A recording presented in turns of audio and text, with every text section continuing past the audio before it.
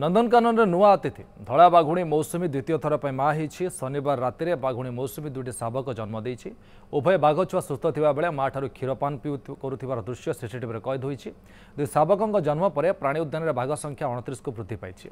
महाबल बाघ राजेश सहित मिलन दुई शावक जन्म देती मौसुमी 23 जुलाई 2024 में मौसुमी प्रथम थर पर माँ होगा सहित तीनोटी शावक जन्म देता तेज किछि दिन भितर तीनोटी जाक बाघ छुआ प्राण हराई धला बाघुणी स्नेहा और महाबल बाघ मनीष मिलन 2016 अगस्ट मास 5 रे धला बाघुणी मौसुमी जन्म होता से महाबल बाघ राजेश 2018 सेप्टेम्बर 22 रे महाबल बाघ रोहन और धला बाघुणी विजय और ऋषर जन्म नहीं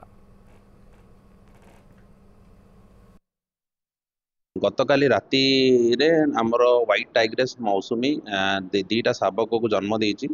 जोटा कि प्रथम शावक जन्म होता 9:15 समय द्वितीय शावक जन्म होता राति 11:03 समय यही मौसुमी जो व्हाइट टाइग्रेस मौसुमी को आम नॉर्मल टाइगर राजेश सहित मिलन कराइला जोटा कि फेब्रुआरी 27 तारिख में नॉर्मली आमर टाइगर मानक जेस्टेशन पीरियड 90 ରୁ 105 दिन भितर थाए तेणु गतकाली तार 100 दिन जेस्टेशन पीरियड कंप्लीट है सी दुईटी शावक छुआ को जन्म देती वर्तमान दुईटी जाक शावक आम नंदनकानन डाक्तरी